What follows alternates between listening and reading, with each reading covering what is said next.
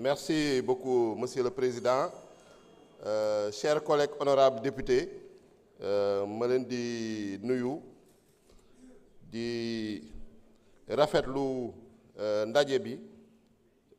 ba nga xam ne tey ñu ñëw pour examiner suñu règlement intérieur et ñu defee ko ci anam bu nga xam ne président de l'Assemblée nationale moo mettre en place avec l'aval du bureau un comité ad hoc. Ci comité ad hoc boobu on m'a fait l'honneur de me nommer, de me désigner président. Ma ànd ceeg samay collègues, la présidente du groupe parlementaire Takku Wallu, le représentant des non-inscrits, monsieur l'honorable Tafsir Thioye, le 5e vice-président Amadou Ba, le président de la commission des lois, Maître Abdoulaye Tall, ainsi que les membres de l'administration parlementaire, notamment le secrétaire général adjoint, le directeur de cabinet du président de l'Assemblée nationale, le directeur des services législatifs et ses collaborateurs, ainsi que les assistants parlementaires, je peux citer notamment Charles Sow, qui nous ont accompagnés dans ce travail-là, ainsi que des experts externes. Donc pendant le délai qui nous avait été fixé était un délai de 2 mois et demi. Donc, vu l'ampleur du travail, nous n'avons pas pu le respecter. Nous avons sollicité du président de l'Assemblée nationale une dérogation pour mën a yeggali liggéey bi.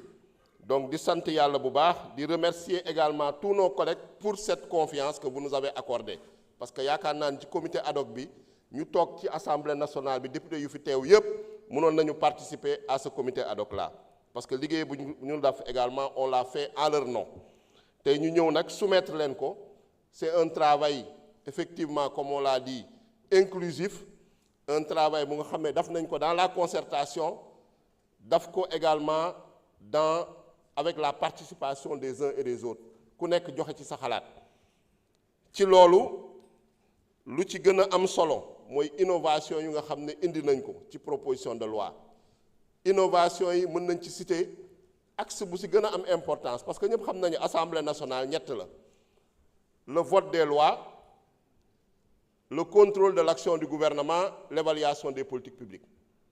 Effectivement, gis nañ ni sur le plan du vote des lois, procédure législative bi, ça ne pose pas trop de problèmes. Donc fu ñu accentuer mooy contrôle de l'action du gouvernement naka dañ koy gën a doolelee mooy dooleel commission yi yokk effectifu commission yi donc jóge ci 30 dem ci 35 membres. Dooleel également commission d'enquête yi parlementaire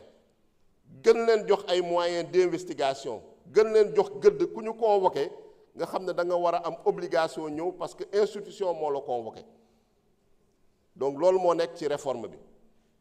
Beneen bi tamit ci contrôle de l'action du gouvernement ñu gën a fësal maanaam communication bi pour que peuple sénégalais xam député yi lan la ñuy def entre 2 séances plénières. Parce que ñu bëri su mu leen déggee dañu yaakaar ni député séance plénière ba séance plénière lay liggéey alors que député quand on est député c'est 24 heures sur 24 7 jours sur 7 député amul vacances lu ñu am session la buy ubbi octobre di jeex juin lu ci des duñ ko woowee vacances hors session la hors session député yi dañuy liggéey tey 14 commissions yu fi nekk yépp programmé nañu ay activités à partir de juillet te ñëpp xam nañu session bi 30 juin lay jeex. Donc loolu ñu xam ko en dehors de contrôle de l'action du gouvernement il y a l'évaluation des politiques publiques loolu moo ngi ci constitution bi nañ ko ci dugal depuis 2016 mais gis nañ ni 2016 ba tey malgré que dugal nañ ko suñu règlement intérieur Assemblée nationale mosu ko exercer président tamit jël ak volonté am ambitionné évaluation des politiques publiques fokk ñu exercer compétence boobu mettre en place un comité ad hoc sous la présidence de l'honorable Mohamed Sall pour def une méthodologie de l'évaluation des politiques publiques. Ñooñu en 2 mois ils ont produit un travail excellent ñu travailler ensemble dugal ci règlement intérieur bi procédure évaluation politique publique ak gouvernance évaluation politique publique bi à travers ce comité permanent de l'évaluation des politiques publiques. Donc tey suñu adopter ce règlement intérieur, en tout cas, dès la session prochaine, évaluation des politiques publiques à l'Assemblée nationale dina nekk une réalité. Nga xam ne mooy le troisième pilier ba nga xam ne mooy Assemblée nationale. Leneen li c'est la fonction de représentation. Parce que ñu xam ne députés yi, effectivement, c'est des députés du peuple sénégalais. C'est les députés du Sénégal. Ils sont dans l'Assemblée nationale. Mais nous, si ils ont été élus dans des circonscriptions et des départements, nous avons une redevabilité envers ces circonscriptions-là. Nous faisons di fa nemmeeku population yi seen jafe-jafe ak seeni préoccupation loolu tam dafa nekk lu am solo ci liggéeyu député yi moo tax renforcement de capacité buñ ci soxla qu'on les dote de moyens humains et matériels su ma nee moyens humains et matériels déjà c'est les assistants parlementaires qu'on puisse recruter des assistants parlementaires en nombre suffisant parce que tey su fekkee dañu la ne yow yaa war a voter des lois tu dois voter des lois dans tous les secteurs mooy maanaam tey loo gis ci ministère am na ay projet de loi yoo xam ne ministère yooyu ñoo koy initier jàllale ko ci gouvernement mu ñëw assemblée nationale on peut parler d'une trentaine de secteurs tu dois évaluer des politiques publiques dans tous les secteurs tey député bi mun nañu ne député bu nekk tey gouvernement la parce que tey ministre de la fonction publique su ñëwee war nga intervenir ministre de la santé su ñëwee war nga intervenir éducation su ñëwee war nga intervenir enseignement supérieur su ñëwee war nga intervenir donc loolu dafa soxla renforcement de capacité te déjà ñoo ngi ci tey député yi gis ngeen ni y a pas de papier tey ku nekk nga téye tablette am envoyé nañ la rapport ci sa tablette envoyé nañ la projet de loi bi ci sa tablette député yi actuellement ñoo ngi ci dans la digitalisation et dans l'objectif zéro papier donc on peut dire que c'est des ruptures des bons qualitatifs yoo xam ne constaté nañ ko au sein de l'Assemblée nationale et il faut qu'on puisse améliorer ça il faut qu'on puisse renforcer ça parce que c'est ça l'objectif leneen li nga xam ne également mun nañ ko jël si dans le cadre du contrôle mooy la question yu nga xam ne question écrite question orale question d'actualité au gouvernement question d'actualité au gouvernement gis nañ ni pendant cette session le Premier ministre est venu 2 fois question d'actualité dafa guñ ko question orale dafa guñ ko mais yéene bi ambition bi mooy à partir de la session prochaine qu'on respecte la périodicité des questions d'actualité au gouvernement question d'actualité au gouvernement suñ ko waxee mooy Premier ministre day teew ak l'ensemble du gouvernement au moins une fois tous les trimestres dañu ne au moins une fois mun na ñëw 3 fois par trimestre mais dañu ne au moins une fois pour être réaliste parce qu'il faut qu'on respecte également notre règlement intérieur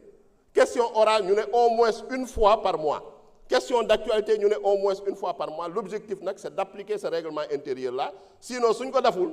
yaakaar naa ni commission des délégations nga xam ne moom moo am responsabilité di contrôler l'exécution des lois votées mun na dal suñu kaw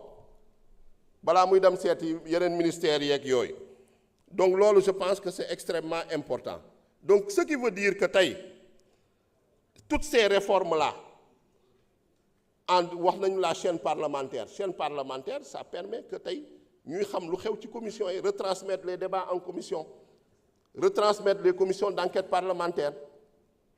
débats yi Sénégalais yi xam exactement députés yi lan nañu liggéey ñuy suivre députés yi dans leur circonscription l'excellent travail qu'ils abattent dans leur circonscription Sénégalais yi également mun ko xam donc pour vous dire que ce règlement intérieur là va permettre d'améliorer le fonctionnement de l'Assemblée nationale le reste nag c'est ku nekk sa responsabilité individuelle mais d'ores et déjà on peut dire que en tout cas réforme ñu def ci session bi c'est à travers un travail collégial un esprit d'équipe parce qu'on peut dire mun nañu ne tout seul on peut aller plus vite mais ensemble on va plus loin loolu mooy la réalité donc assemblée bi lu ñu gëm ni mooy déjà à travers cette première session parce que c'est une session inaugurale on a des députés yoo xam ne ñu ci ëpp bii mooy seen première expérience parlementaire mais énergie bu ñu fi gis envie bu ñu fi gis ambition bu ñu fi gis on peut avoir de l'espoir que cette assemblée-là sera la meilleure assemblée inchallah de toutes les législatures qui sont passées on a cet espoir-là on a cette ambition et on prend cet engagement devant le peuple sénégalais parce que loolu moo ñu fi indi loolu nañ ñu falee di gërëm ñëpp di sant ñëpp di féliciter également ñëpp pour cet excellent travail. Je vous remercie. Jërëjëf, honorable. La discussion générale étant close, nous allons passer maintenant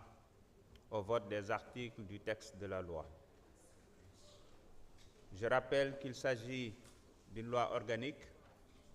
et que la majorité requise est de 83 voix favorables. Monsieur le rapporteur, vous avez la parole pour lecture des articles du titre premier.